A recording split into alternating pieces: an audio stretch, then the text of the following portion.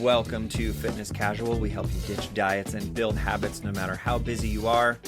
I'm Andrew Hayes, and with me is presidential fitness test expert, Kat Best. Hi, everyone.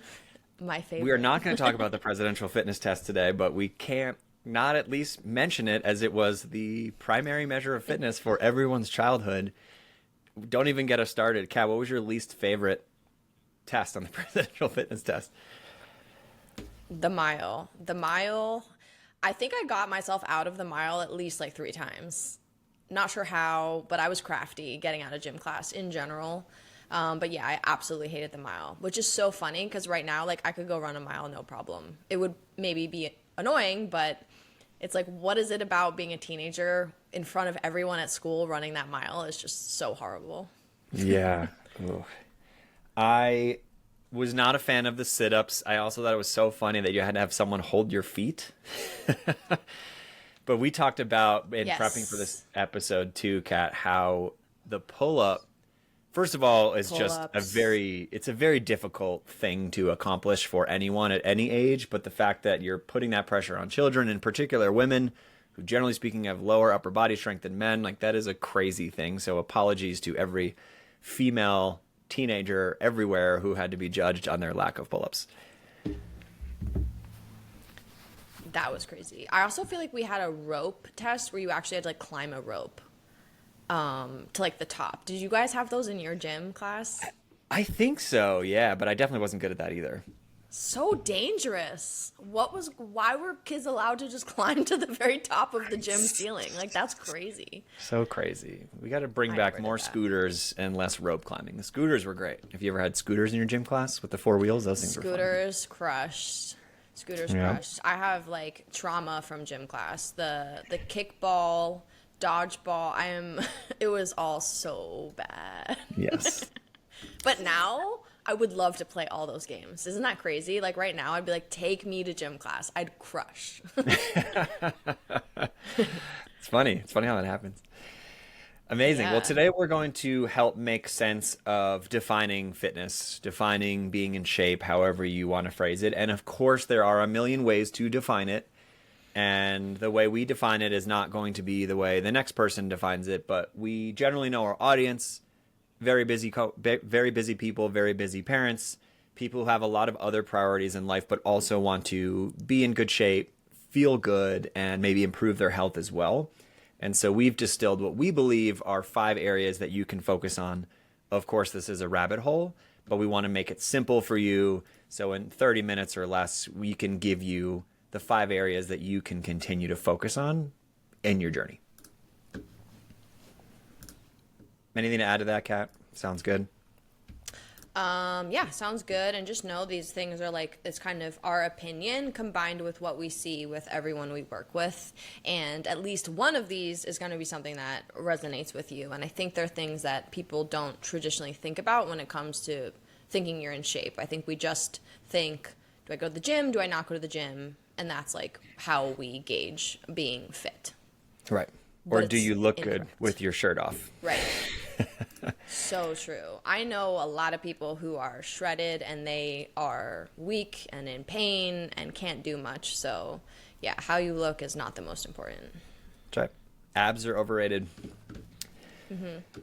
Okay. Number 1 we can't ignore is biomarkers, aka things you might see in your blood work. And we're not going to get into every possible biomarker and what they all mean and the steps you can take. 1, because there's not enough time, and 2, because we're not physicians. If you go to any primary care physician and get the standard panel, you will probably get cholesterol, vitamin D, A1C. And those are 3 really important markers. Cholesterol, definitely a bit of a rabbit hole as well. Lots of debate about how to read it, how impactful it is, what steps you can take. But if nothing else, at least go get it checked and then come to us or another resource you trust to find out what the next steps are. But you have to know your HDL, your LDL, your triglycerides, your total cholesterol, your vitamin D, your A1C, especially for diabetes, one of the biggest plagues in the American, honestly, in the whole world. Diabetes is something you really want to look out for. if you do nothing else but look at those three markers, those are really, really good measures of your long-term health. Yeah, I also think thyroid and hormones, those are important to understand where those are at. That tells you a lot about your metabolism, your mood, inflammation, and all of that stuff. So you could be feeling really good, and then if you get your blood work done, like it's not something that's, meant to be ignored because you feel good, but sometimes uncovering potential health issues way before the symptoms appear is a very good place to be. We like doing preventative action when it comes to blood work, not waiting until you feel terrible to get all your labs done. And then you have no context because you didn't get blood work for the last 5 years and you have no idea how long you've been trending in this direction. Like more frequent blood work, you can also find outliers. Like if your cholesterol is always good and then all of a sudden it spikes up, the question isn't necessarily like, oh, I have to change what I'm eating, but like, what is anything else different, or like what happened that made cholesterol go high? And that could be like poor sleep, drinking more alcohol. Like there's a lot of ways to also identify like lifestyle habits that should change based on your biomarkers. That's right. And the analogy I like is that getting your blood work is kind of like getting an inspection on a house. If you're a homeowner, you've ever seen what an inspection report looks like. It's very thorough. There's no house on this entire planet, whether it was built yesterday or 300 years ago, that doesn't have something wrong with it that an inspector won't find. And the point is for you to understand what is most important, what can be ignored, or maybe what's good, and triage what to do next. And so you can't go into your blood work and expect everything to be great because it probably won't be. And when you do get something back, just start to decide, okay, what's most important? And your physician can help with that. We can help with that if you want to share your blood work, but you have to expect that there's some things to work on, and that's okay because these are all long-term health markers. And the earlier you check now, don't ignore it, don't fear it, get informed today so you can make a decision. Pretty much all of them are correctable over time, especially if you're talking about decades of improvement. Mm-hmm. Great. For sure. And if you need help with blood work, you can message me or Kat on Instagram. You can find our Instagram in the show notes and just message us the word labs or message us anything at all. And we have a partnership with a third-party blood work partner that we really like called Inside Tracker. And they look at 48 biomarkers. And so a lot more than you'd get from your standard doctor. It's a little more out of pocket. But, we're in the health business. We believe it's really important to be informed. And so if you want, you get a discount through us. Happy to help you get that. Yep. Excellent. Okay. So number one is biomarkers. Can't be ignored. You have no idea what your A1C is just based on how you feel in the morning. And so make sure you get that checked out. Mm-hmm. But number two is the opposite of that, which is being in touch with how you feel. How do you feel every day? You should wake up in the morning well rested, relatively stress-free, without some kind of chronic pain like low back pain or knee pain. And yes, we're always going to have a bad day, but this is one of the best ways to know if you are fit or in shape is that you just feel good in the morning and feel ready to attack your day. Because if you have that chronic low back pain that you've been ignoring, or you have frequent headaches or some other symptom that you feel quite often, it's going to make your journey so much harder and could even be indicative of a larger problem going on underneath the surface that you haven't diagnosed. 100%. And I also think we could add on to this like gut health. Like, do you have regular bowel movements? Do you have no heartburn, no bloating, no gas? Like, that's actually a really good sign of being in good shape. It's just like you know, your body is on a very regular schedule that you don't really need to think about all that much. And then for women, we absolutely have the menstrual cycle. And for men, we could just be like sexual function overall. That's a huge indicator of your overall health and being in shape. But for women, like, you should know where you're at in your menstrual cycle. You should know how you feel during each phase. You should have a good sense of what to expect. And then it should all be pretty manageable. I know some periods can be like harder for some women than others, but for the most part, it shouldn't be life altering and really make you have to like change how you live for that 1 week. And if that is the case, then that's where I would also say like go back to the biomarker step one and kind of see what's going on there that could be contributing to that. But But yeah, as far as mental health goes, you should definitely be feeling like mentally resilient. I don't think you need to be super positive and super happy, but you should feel like you can handle the day. And you shouldn't have like a ton of anxiety or fear, even though this has nothing to do with your physical body. Like your mental health has everything to do with your health and your physical output. So, just because if you're in good shape, physically, but you have a lot of anxiety, I think we would still consider that to be like something to do a deeper dive into. And definitely, yeah, going back to the pain thing, even if you bend over to like pick up your kid and you get back pain, that's your body telling you something to pay attention to. If you have poor recovery, like you're really, really sore all the time after you work out, that's your body telling you like something is off. There's something to pay closer attention to.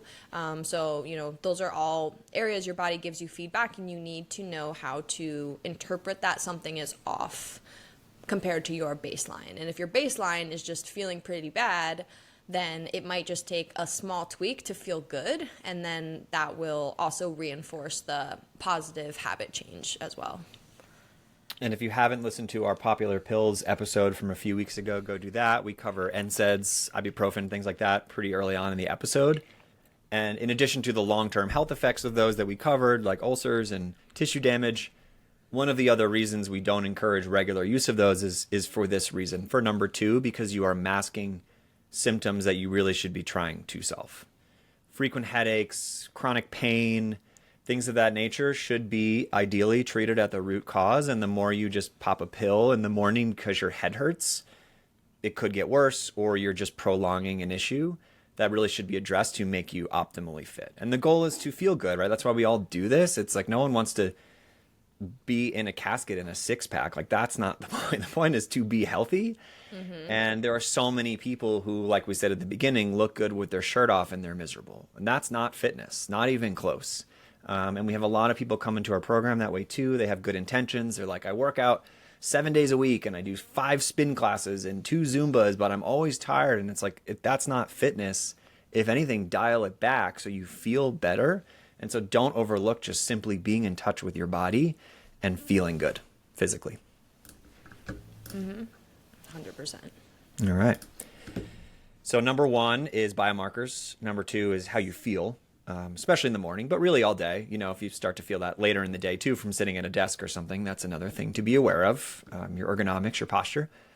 Number 3 is related, which is being proud of your body. And this is a bit of a controversial one, or maybe just a hard one to understand, but there's not a single person on this planet who loves everything about themselves. Everyone is critical. And I know that there's lots of people who you see on Instagram or on TV who are very beautiful and in great shape. And I promise you that they have their own criticisms of themselves as well.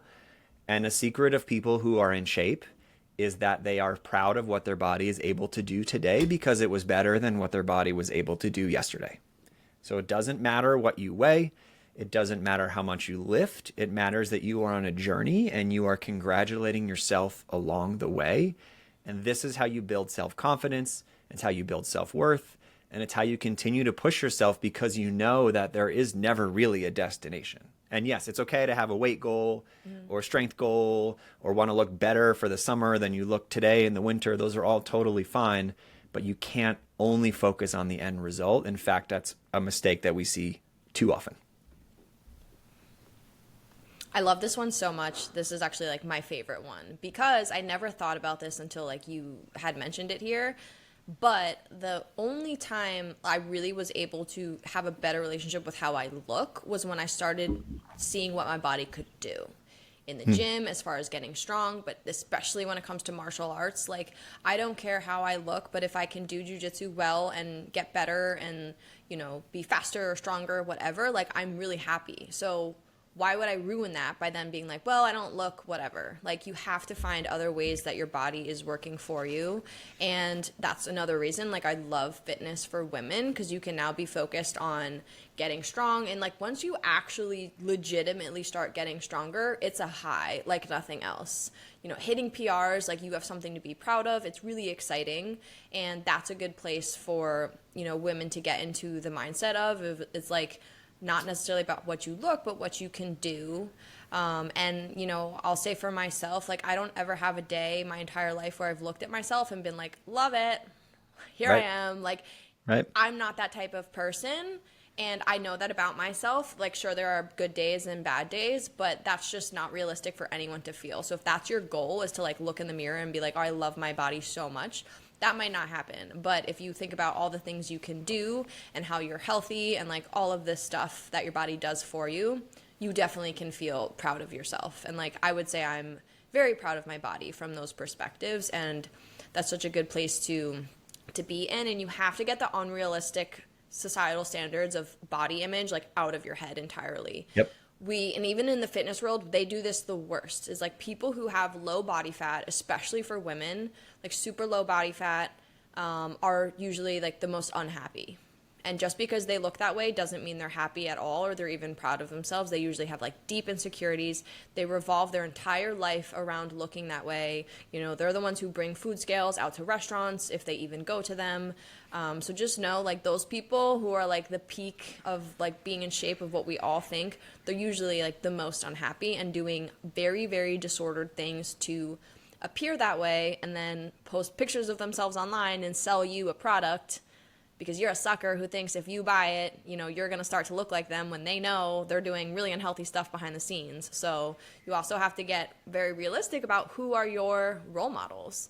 Like, if I start following a girl on Instagram because I like her body, and then after time goes and I see her photo and I start to feel bad about myself, like, I try to unfollow that person because I realize, like, what am I feeding into? It's not making me feel better. And like, get those people, those unrealistic standards, like, totally out of your life. And that also really helps with feeling better about yourself. Yep. Steroids really common for men. Testosterone really common for men. So a lot of the bodies you see on Instagram again are doctored. And that's okay. It's their life. They can do whatever they want to inject themselves. That's fine. But don't let them tell you what fitness looks like, because that's not. And that's in Cat. We've talked about this, I think, before on an episode, but we could have a much bigger fitness business right now if we played into that world. Like, I'll go get some steroid injections and I'll lift twice as much and just take my shirt off, and we'll get a lot more people giving us a call instead of just being like, hey, I'm Andrew and I'm a pretty normal guy and I'm a dad and I like beer, but let me show you how much better your life can be with some simple tweaks instead of trying to look like a fitness model, because they're miserable too. It's hard, and there's definitely days where we're tempted to play into that world, but like, I know at the end of the day that having people follow us because it makes them feel better and finding something that's achievable and realistic for them and continuing to grow in their own journey is so much better than selling an image that is not realistic. And I know we both believe that. Yep, 100%. Love it. So number 3 was, are you proud of your body? And I know that's easier said than done, but try some of the things we've discussed and really be proud of yourself. And one way to do that leads perfectly into number 4, which is, are you improving? And this really is fitness in a nutshell. Is it's a journey, not a destination. And so there's lots of ways to improve. We're going to do a whole episode on non-scale victories, because as much as the scale is one tool, I think it's overemphasized by almost everybody.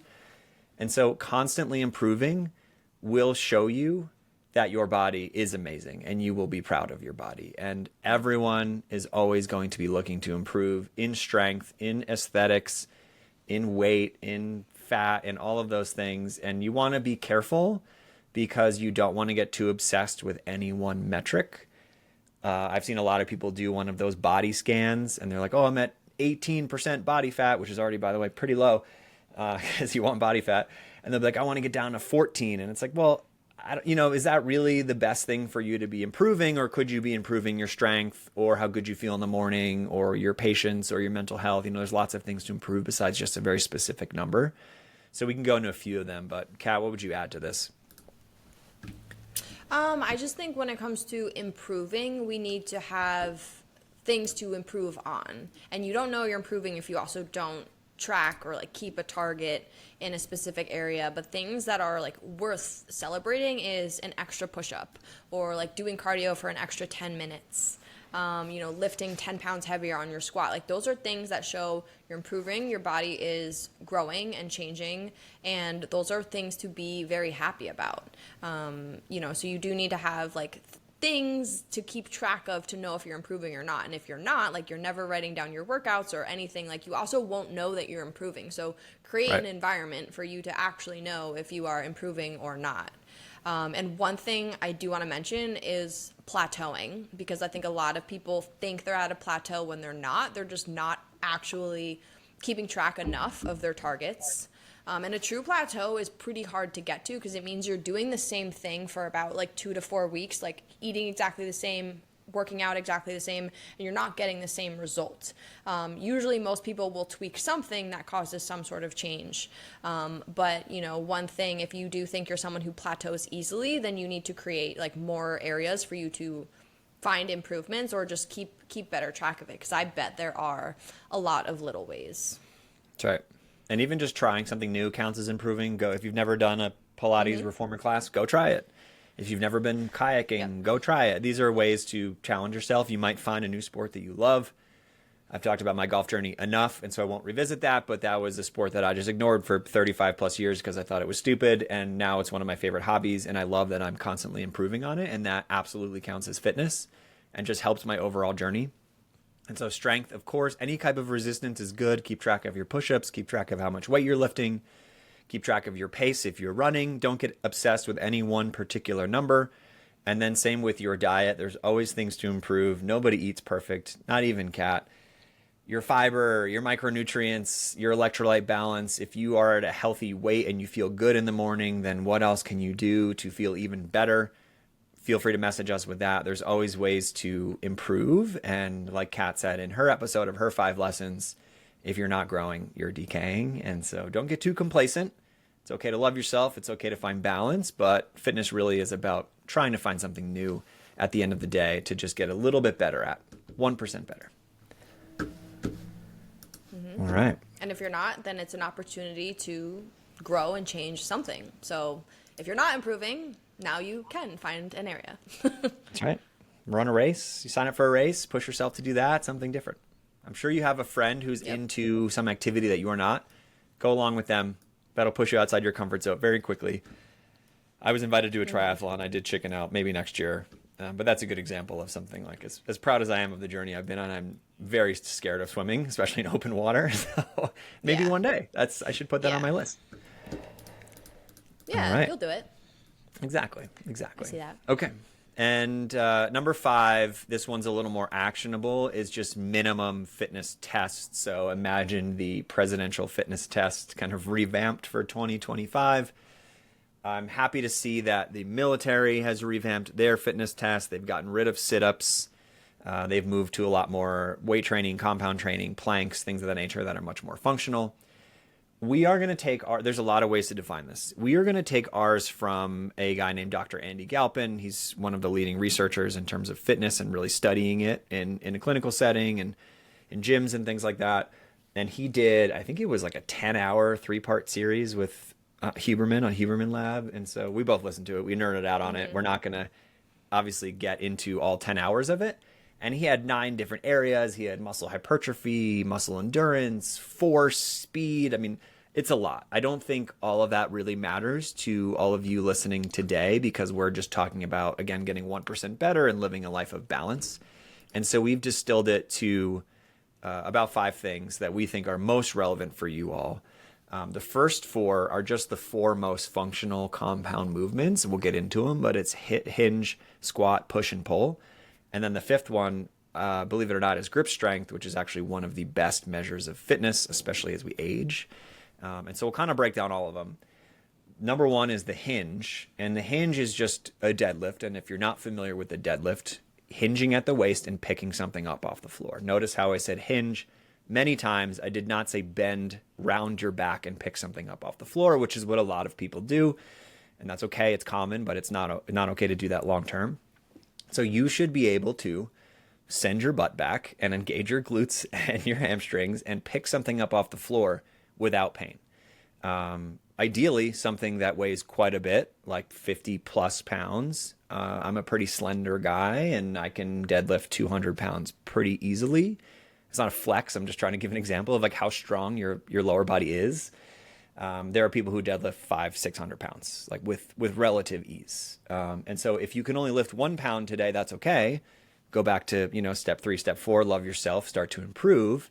But you should be able to do that pain-free. It is one of the most basic movements. We've all seen an elderly person who can't pick up something off the ground. I know that doesn't sound like you today, but if you can't do it today, what do you think is going to happen when you're 80? You'll be in that same boat. And so you really want to master that hinge movement of picking up something of resistance off of the ground with proper form and without pain. Cool. Single leg, by the way, also great. Single leg deadlift, a little harder, but another good movement to practice. Coach Kat has me doing those right now. So that's number 1, that's the hinge. And number 2 is the squat pattern, which I think everyone knows. That's kind of, at a most simple level, sitting down in a chair and getting back up. A next elevation from that would be just tapping your butt on a chair and getting back up. And then, of course, progression from there would be just doing an air squat and then a squat with some kind of weight on your shoulders, on your back, at your sides, whatever. Again, these are very, very functional movements, getting in and out of a car, out of an airplane, out of your desk. Like, you should be able to do these things pain-free. And I know a lot of people can't, and that's a huge problem, and it's something you want to address today. You should be able to squat at least a little bit of weight pain-free. Great. Number 3 is the push. Everyone thinks bench press probably, which is totally fair. Bench press is one way to do it. I don't love a barbell bench press for beginners at the gym, but it's one way. But there's a lot of push movements. Push up is another one. You can do push up on your knees. You can do more of a fly movement as well. That engages pecs. But again, very functional. If you're laying on the ground, playing with your kids, or you fall over, you want to be able to get back up. And again, I know these sound very simple, but your body should be able to do this ideally more than once, and with resistance. So doing some kind of bench movement is great, or doing it on the floor is great. But these are things you really want to master to be just generally fit and in shape. And then the last one is the pull, which is basically the opposite of the push, but picture a row or a lat pull down. This is something that a lot of people have trouble doing with proper form because we all sit at a desk all day. We have very rounded shoulders. We don't know how to engage our mid back, our thoracic back. Those are a lot of really important muscles for posture, for living pain-free, for picking things up. And again, you should be able to at least do it maybe with a TRX if you've never done one of those, like at an angle, pulling yourself up while halfway down instead of fully on the ground, or rows. We can outline some of these movements, but this general row movement, this general pull movement is something you need to be able to do to live a healthy and pain-free life. So for recapping, hinge, squat, push, pull. Now, with all of those, we have variables of strength, endurance, and mobility. So there's like a million ways we could play with these movement patterns, but ideally you need to be able to do them and understand like proper form, engaging the right muscles, and make sure you can kind of do these ranges. But the specific exercise, like if it's a barbell back squat versus a goblet squat, we don't care. You just should be able to squat. And you'll probably notice when you go through these different moves that you feel weaker in some compared to others. And that's also just your body telling you areas that it needs to focus on more. But yeah, these are some of the most basic ones. And I think where I see when I train people, where people struggle most is definitely like hinging is probably the hardest, because when everyone bends over, we kind of round our spine. So learning to actually pick things up with a flat back is really important. But one thing that I think is really fun, and I don't remember who said this, but I remember someone was like, okay, of all the skills you have, which one could actually save your life? And that is your grip strength. Because if you're hanging for dear life out of a window or somewhere, you're falling off a mountain, you're holding on with your hands. And this is, I don't care how heavy you deadlift, it's not going to save your life. Yep. What really will is having good grip strength. And this is the one area where people are, pretty weak. So one test everyone should do is hang from a bar and see how long, just try to hold it for as long as you possibly can. If you are Hitting at least 30 seconds, that's good. We want you to at least be hitting 30. 30 to 50 is good, but could be better. But if you can hang for over 60 seconds, that's like really good. And when was the last time anyone hung from a bar? If you're not doing pull-ups, you're probably not, but there's your indicator of your grip strength right there. So I think like that's a really fun test for everyone to do. And, grip strength is what fails for a lot of people when they're trying to deadlift heavier, or they're doing a pull motion, like their forearms are on fire, or they have carpal tunnel, or something is drastically impacting their grip strength. And that will definitely transfer over to, things happening in life. And fun fact, women tend to hang on longer than men. So ladies, we have an advantage somewhere, somehow, when it comes to the grip strength world. Probably because of lower body weight, but we'll take it. Yeah. It's one of this is kind of silly, but just also very true. And I think it's a fun fact, which is grip strength is one of the simplest ways to measure your biological age. And so, like Kat said, that's an easy way to do it at home. There's also a device called a dynamometer, which you can buy it for under $20 on Amazon. You don't need one. I don't own one, but whenever I go to the PT, I do it for fun just to see how my grip strength is. But I mean, a lot of, as you know, again, like elderly people can't open a jar and can't. Those are very simple things that are indicative of someone not prioritizing their fitness over decades. And so you don't want to be that person. And I know it seems silly now, and you're just trying, you're on your way to work right now or whatever, and you don't think about this, but try to associate with your future self. If you can't hang for 30 seconds, like, yes, in a life or death situation, it's not going to go well for you, but it's also just, if you don't use it, you lose it. And that's a really important, I mean, it's almost like quite literally what makes us human is being able to grip things and open things and use tools. So don't be the person who can't use a screwdriver at 55. That's not a good place to be.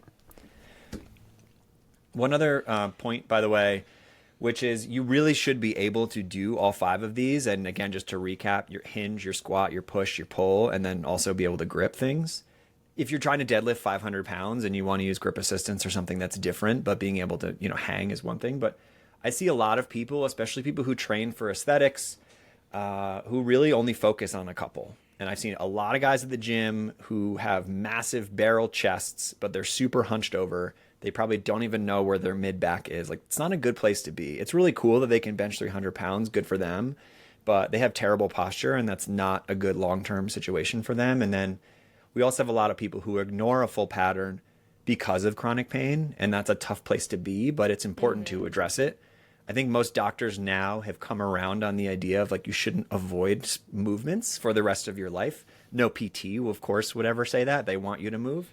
But for a long time, doctors were like, oh, just don't bend down and pick stuff up if it hurts. And it's like, that's terrible advice, because then you're never going to be able to do it when you're 60 if you can't do it when you're 30 or 40.